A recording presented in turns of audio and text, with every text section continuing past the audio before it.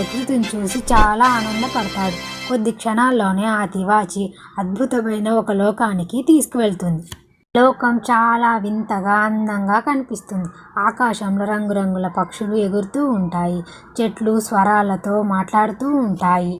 ఓ మానవ, ఈ మాయాలోకానికి వింతలోకానికి స్వాగతం. ఏంటి, ఇక్కడ చెట్లు కూడా మాట్లాడతాయా? ఈ లోకం చాలా అందంగా ప్రశాంతంగా ఉంది. ఇక్కడ ఉన్న చెట్లని పక్షులని నాతో పాటు మా ఊరికి నేను తీసుకెళ్ళాను. అమ్మా, ఆశ దోశ అలాంటివేం కుదరవు. చూసి ఆనందించడం వరకే. ఓహో, అలాగా, సరేలే, మిమ్మల్ని చూసైనా నేను ఆనందపడతాను. నాకు చాలా సంతోషంగా ఉంది. ఓ తివాచి, మనం ఇంకో ప్రదేశానికి వెళ్దామా? సరే మానవ, నువ్వు నా పైన కూర్చో, మనం ఇంకో ప్రదేశానికి తీసుకెళ్తాను. అలా రవి మళ్ళీ ఆ తివాచి మీద కూర్చొని మరొక ప్రదేశానికి వెళ్తూ ఉంటాడు. అలా చూడగా అక్కడ రవికి